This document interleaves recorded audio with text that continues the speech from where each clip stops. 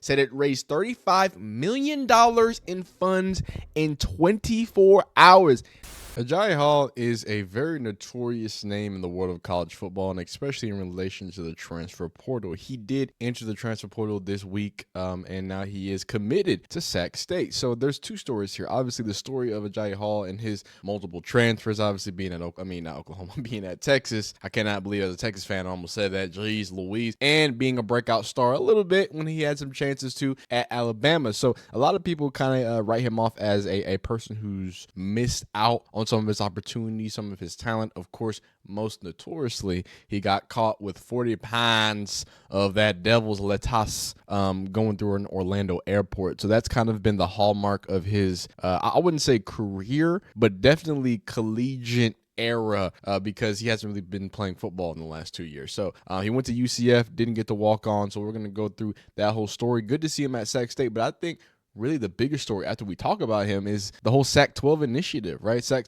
State, if you don't know, Sacramento State is an FCS school who's been making some really big headwaves, combining, gathering again some more NIL money to have a nice $50 million NIL pot to be, as they put it, worthy enough to be on the same level as a Pac-12 team. So with the new Pac-2 trying to get back to the Pac-12, they see themselves as an obvious addition, right? Sacramento State is a team that has produced a lot of good football players as well out into other schools. I mean, Bo Scatterbo was in there running around over there. So lots of great stories, so we're going to get into that. If y'all are enjoying these coverages of NIL, transfer portal, college football, all in general, man, please leave a like on this video. Dislike it if you don't like it. Subscribe if you enjoy all of those things. Hit that bell icon, and let's get into it. So I think there's no other better way to really flesh this out except for having a full timeline. So we're going to shout out to my man College Football Report.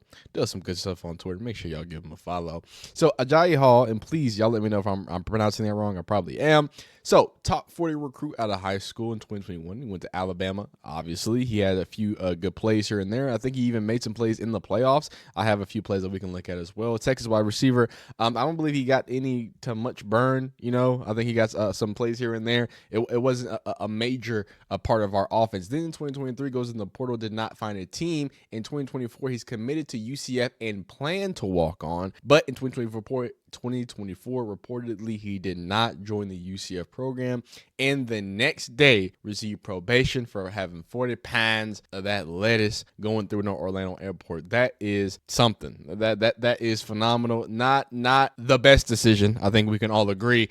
So him going to Sac State, I think might be a good turn of events. So I really do think there are two stories here before we get into Sac State. When we have these videos and we talk about these people who go into the transfer portal all the time, they're hopping in and out, right? We often talk about how, look, at some point, you either have to give it up or you have to understand what the transfer portal is for, and you need to find yourself a smaller school and stop expecting to go from Auburn to Alabama, then to go to UNC, and then to go to Duke. Like, the fact that it's changed so much, the transfer portal has changed so much. It used to be you transfer to smaller schools, chill out, go to JUCO, re-engage, make sure you get all the playing time you can, put as much tape out, and then maybe you transfer up, or maybe you make a really good, have a good season, and you stand out. But that's what it needs to happen, because that's when the transfer portal is great. The transfer portal is awesome when all these Alabama rejects, and I hate to call him an Alabama reject, but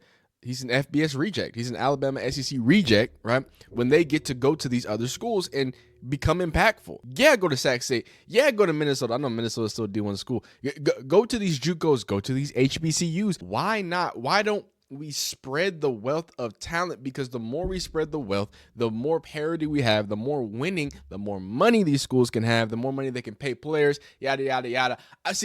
I'm a fan. I don't want the super conference to happen. I would love a big, like, regional, all these giant, you got the MAC going crazy, the Sun Belt going crazy. You stop looking at my towel, dog. You got the Sun Belt going crazy. You got the MAC going crazy. Like, you got SEC going crazy. I want all these little regional places. FCS schools. You know, you got the Dakotas going crazy up there with their national championships and that whole FCS rivalry. Like, I would love to keep all these different pockets of football, and the only way that works is if they all get the trickle down effects of the transfer portal.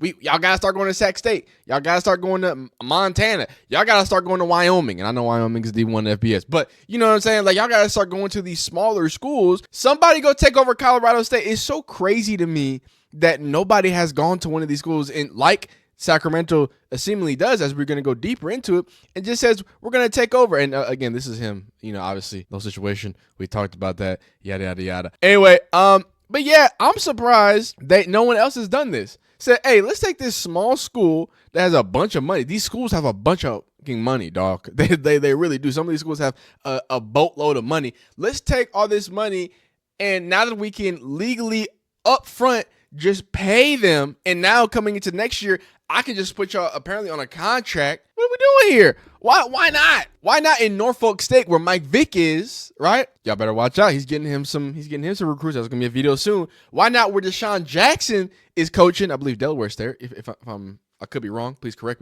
me. Why not? Why not just bring the full force of an NFL contract? You know, bolster some NIL collectors. I don't know. I would love that. I think so many people are focused. I don't want y'all to think that this channel is focused on the negative. There's just a bunch of crazy things happening in the transfer portal.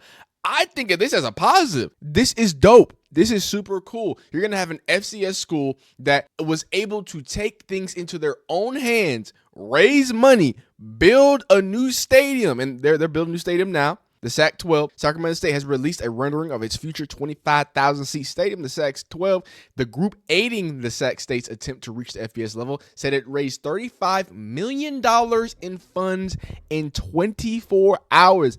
They're serious. Yo, it's Sacramento, California. If you don't think that out there in Silicon, or next to Silicon Valley, I'm not sure if that's actually Silicon, but in the same state as Silicon Valley, that you don't think there's some rich alumni, come on, dog. Come on, dog. They're going to be backing up Brinks trucks. And, of course, this came up bigly. It came up when people were talking about the Michael Vick hire. Obviously, he went to Norfolk State. Now, I think that's a better decision because I think Sacramento State's a good team. I think, you know, Sacramento State has a lot of history when it comes to good football. Not saying, no, first off, not saying Norfolk doesn't. What I'm saying is that why not let Mike Vick take the steps, right? Why throw him in the fire? Because I think a lot of people say, okay, well, this new coach, if he was a tenured college black coach, it'd be different. Oh yeah, give him a job, make sure he has it. But I feel like sometimes we throw these new coaches to the wolves, these new NFL coaches to the wolves, and just say, oh yeah, here's basically a D1 school on the brink of D1 school. Don't mess it up. Like, Sacramento State better be great. Like, they have a lot going for them. They have a lot of money going for them. And obviously they had that $50 million is building a new stadium. Has only, man, they just got $50 million sitting in the bank. They just waving it around at people like, yeah, we got 50 M's. What's happening? We Pac-12, baby. What's happening? Like, they just really waving around a 50M bag saying we're going to do it. So Sac State having more NIL money than Washington, apparently. That's a tough scene. That's a crazy thing to think about, dog. Sac State went crazy. But yeah, they got plenty of money in. So what have they been doing with that money? What have they been doing with the NIL? Obviously, we talked about Agiye Hall. And people tried to come out, my man Adam Shefty, and he said Sac-12 leading the school NIL efforts already announced it has reached its initial goal of raising $50 million NIL funds to strengthen its school's case for an initiative or invitation to the Pac-12 or Mountain West. So, hey, Mountain West too. Mountain West is trying to pick some people up, so maybe the Sac becomes a Mountain West. So let's check out what they've done. The argument for Sac State to FBS keeps growing. New stadium, like we talked about, $57 million. FBS contingent.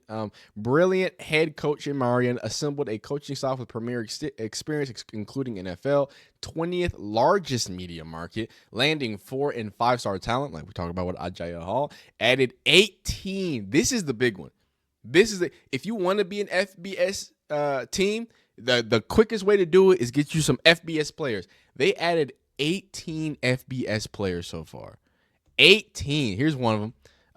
This is just showing that they got some talent out there. They're producing talent out there. So if you're worried about going to Sac State and not being invited to something like the Senior Bowl, which is extremely important for the 3rd, 4th round guys that need to get those looks, that need to get that, even 2nd round guys. Yeah, day 3 guys, right? Very important for you to get those extra looks for those scouts who probably don't watch a lot of Sacramento State football games. All right, so Sac State has landed 18 FBS transfers under head coach Marion, and talent from SEC, the Big Ten, the Pac-12, the AAC, Conference USA, Mountain West, and everything else. Former 5-star Agiye Hall, like we talked about, former 4-star Jordan Anderson, originally an Oregon commit. This is just in addition to the 4 stars coming. And let's get to the tweet, see if we can pop this picture open, see who else they're adding. Like they're being real serious here. I mean, you got Cardell Williams from Tulsa, Jace Wilson from UTSA, Jim Conley from UNLV, Sammy Norris from also UNLV, James Jones from ULM, Ragsdale, can't really pronounce that. For University of North Texas, UAB, Ricky Lee, Jordan Williamson from Colorado State, Damian Henderson from Colorado State, Brendan Scott from UNLV, Jordan Anderson from Oklahoma State, Logan Tanner. I mean, the list goes on and on. Iowa's obviously UCLA, Nebraska. Like these aren't just FBS schools. These are top tier, like real deal FBS schools, right? And here's the defensive lineman out of the 3-star recruit as a senior in De La Salle High School, began his career at Nebraska at tight end before moving to defensive line. I'm about to say he looks very tight endish. He looks very tight endish. I was about to say you might check it out. So, and then of course apparently they have an FCS freshman All-American in Carson Coughlin. So they got a quarterback that can spin it and that's ready to go for them. So lots of positive stuff for Sacramento State. And like I alluded to, just so we can talk about it really quick, fast, and hurry. Where's that? Whoa, I missed it. Cam the man Scatterbull did go crazy. He did make his name known. So if y'all want something specific on Cam Scatterbull Sacramento State days, I know I did a video about him. Y'all let me know. This is the official website for the Sac-12, and it just kind of goes and gives you some details. So let's read real quick here. So the pathway to the Pac-12, secure $50 million NIL commitments, which they've done, for the cover for the first 10 years in the Pac-12. I guess that's their dues or whatnot. Secure funding and approval to build a football stadium that seats at least 25,000. Got that. Secure funding and approvals to build a basketball arena that can seat at least 6,000 attendees. Now, I don't know about that. And turn out at least 15,000 attendees per home football game for the remainder of the season, and secure 5.25 in conference fees for NCAA realignment to the Pac-12. And these are the committees. Obviously they're leading, they're trying to do their best they can. Okay, you can do like a little petition too. All types of media. I just think it's great. Like I said, the bigger the small schools become, the more opportunities. Let's just create more and more opportunities to play great football and watch great football.